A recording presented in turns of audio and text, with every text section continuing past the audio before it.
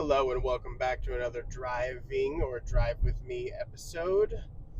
Today, what's been on my mind has been this whole apparent resolution to the Iran war, conflict, whatever we want to call it. They have this military escalation that we've had with Iran in recent months. And I think that the gist of it is it feels remarkably pointless. Feels like we're doing a victory lap for something that we caused to really gain nothing and to lose quite a bit of economic productivity and high gas prices and maybe achieving some goals that Bibi Netanyahu of Israel had. Maybe that's about it. It sounds like we weakened Iran's military a bit. We softened them up and caused or forced a political leadership reshuffling, and that's about it. So we replaced an old Ayatollah for a younger Ayatollah that is apparently more religiously intense than his father was. So it's interesting. And all this really that gains us nothing, because we had already been attacking their nuclear program. We already had a nuclear deal in place. The international community was already actively, surveilling and tracking and visiting nuclear sites that they use for what was allowed for nuclear research for like energy production and that sort of thing. Because you have to enrich uranium and things like that that you use for nuclear weapons far more so for weapons grade than you would for energy production. So while I am far from an expert on this whole Iran conflict situation, you would think that the result and the kind of perspective we should all have on it should be pretty cut and dry, that this really wasn't necessary. It was based on what we're being told by the government. There really was no reason for this, no good reason. And we gained, as far as we can tell, nothing notable out of it. And this was just an exercise in American military adventurism that went wrong again. And luckily it was far shorter than either of the wars that we had in Iraq or Afghanistan. So naturally, my very Trump supporting parents had a completely different perspective and were absolutely convinced that this was a big win. And this is going to change things for the United States, and we finally put a real end to Iran's nuclear program, and they're never going to be able to recover from this, or at least it's going to take decades, and their military and economic situation is just shattered, as if decades of being under an embargo had,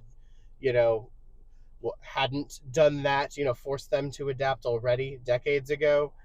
And so on. It was just a very rosy picture of just what Trump had done. And then when I asked about why we started it in the first place, the response I got was, well, Netanyahu manipulated Trump, basically, right? That it was started on a lie, but Trump turned it into a big win. And it was Israel and Israel's leadership, which they love Israel. They're very pro, the existence of it. They're definitely the Zionist or pro-Zionist type evangelicals. So it's they're a huge fan of the nation. They're not fans of the leadership, right? And that's admittedly an important distinction, but nonetheless, they believe that Israel's leadership, notably Netanyahu, conned the United States into this situation, and that Trump had the intelligence and the wherewithal to pull us out and actually get a remarkable deal struck. And that this whole thing was actually, we took victory out of the jaws of, snatched victory out of the jaws of defeat, if you will.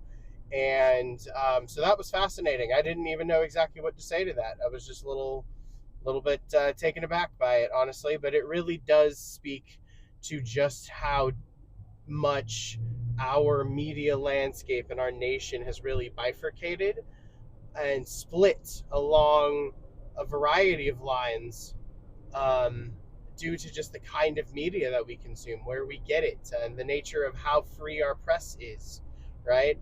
And what press, what that meaning of that has even become, right? Like the nature of the internet and online vlogs and blogging in general and the ability to start a website easily, anyone can do it now, right, is really created a scenario wherein the meaning of journalism has really been kind of cheapened for a lot of people. And when I speak to people like my parents and a lot of boomers, they like to go for what they call independent journalism, which is really code for people without any kind of degree or professional certification or what have you in the field at all. They just write about stuff or they talk about stuff. They have podcasts and post YouTube videos or TikToks, or they're on Rumble, or they're posting on Truth Social or X, and this is where they get their information. Everything from aliens to how vaccines are going to kill us all, to all the parasites that are in our food, to how you need to put these, I don't know exactly what they are, but these like sticky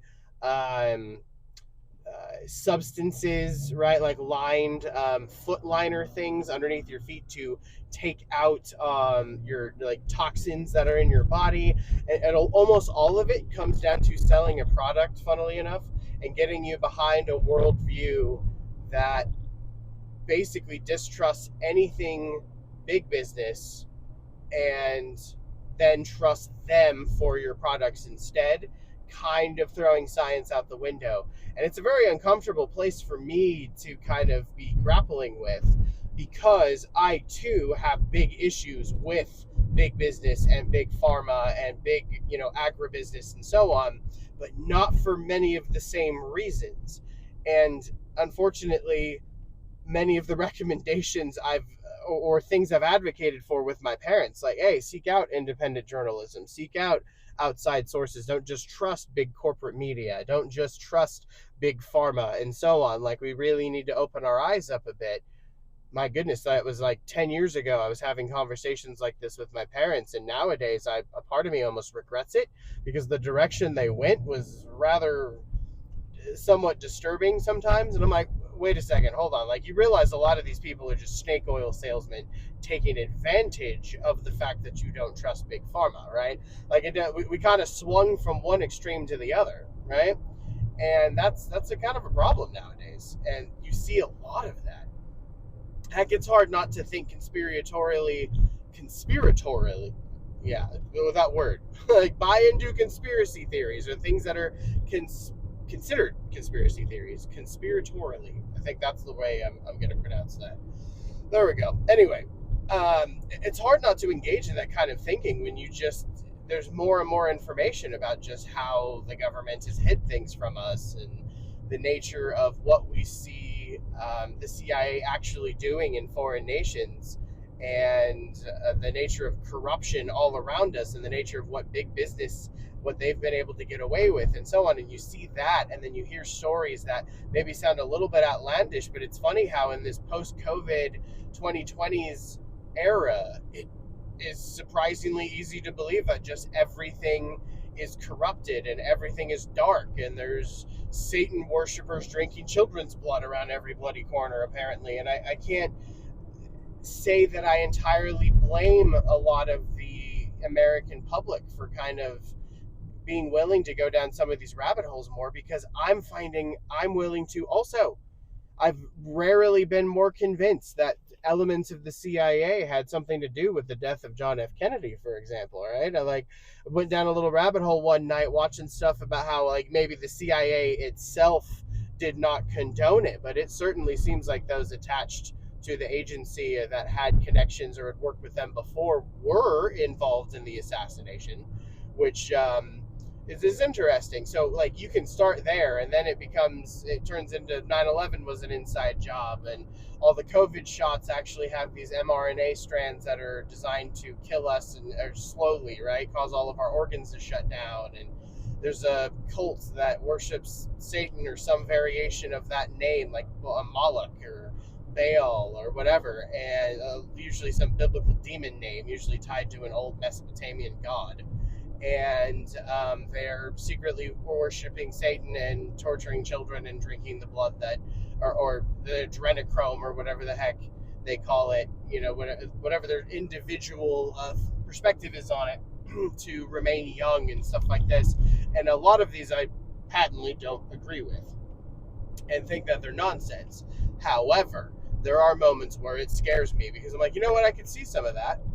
Like they're being a big, shadowy organization that kind of controls a lot of the world's economy, and they have strange connections and rituals, and they get away with stuff like on Epstein Island, and there's probably weird, very disturbing sexual stuff that goes on, and like I could see a lot of that happening, and yet it's only a hop, skip, and a jump from just being in a straight up cult that's killing children, So it's interesting how things like the Epstein files and just the nature of the Trump era United States has really bred an environment wherein, well, plus the internet's been a big part of that, but it's really bred an environment wherein it's increasingly difficult to know exactly who to trust.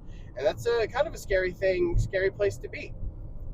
That said, I still feel pretty optimistic about where things are going in the future, believe it or not, even though we are politically divided, at least on paper, right? In theory, America is very politically divided, very left versus right and red versus blue and so on.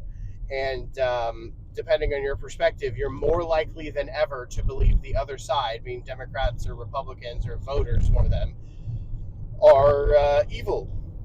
Not just we have differences of perspective. They're straight up, they're corrupted, unintelligent, just bad people, right? And apparently, we're hitting record highs of this, and you have incredibly low approval ratings for Congress, and that just seeming to get worse. Like the floor for where their approval numbers are just seems to keep finding a new level to drop to. And I don't think any of this is inherently accidental, nor do I think that we're at the end of it. I think that this kind of political, cultural environment that we're in is going to likely persist for some time. It's if it changes, it's either going to change very slowly or going to require some kind of catastrophe like an economic collapse or something that really shifts us in a new direction. And however, few things that do definitely give me some hope involve the nature of the kind of what we've seen in the long arc of human history. And one of those is that the internet is in many respects a lot like what the printing press was back in like the 1400s, right? And back then, the printing press changed the world, right? It led to things like the Protestant Reformation. It led to much greater levels of literacy and people being able to read. And they challenged the church, and it led to wars of religion and the Protestant Reformation and a whole lot of turmoil and a lot of cultural change, a lot of the foundation for what would become the Enlightenment, the scientific revolution, the age of exploration, even colonialism. Not always good things, but the entire foundation for that was largely set up by the invention of the printing press and what that allowed. The internet is kind of like a next level of that. In many respects, it is another mass communication development invention, right? That is allowing for change in our society on a scale that we rarely see.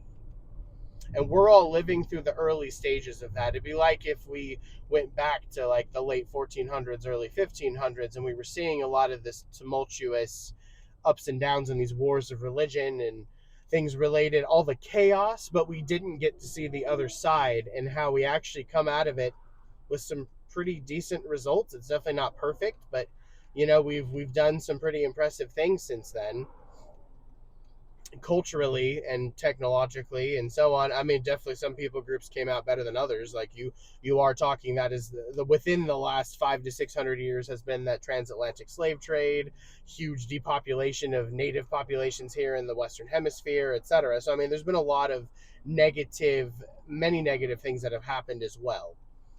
And that's something we need to be aware of, that the world is always changing, and that while we may not have that Columbian exchange style, like where we're discovering entirely new continents related to the invention of the internet, right? However, that may very well be pushing us to space exploration in a way we've never done before. Like it already kind of has been increasingly helping that kind of process. It's this constant push for new and further and better and more is both a benefit and a curse of the human species, and particularly the American mindset. And but I think in the long arc of things, regardless of whether or not this nation even continues to be called the United States, or whether or not it rebrands, or whether it fragments into various nations, or whatever it looks like, right?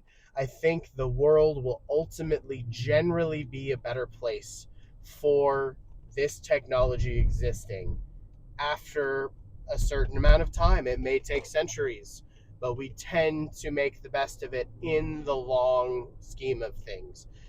And in many respects, we're still in that figuring it out phase, because we're still, for example, using fossil fuels, and have been for more than a century now.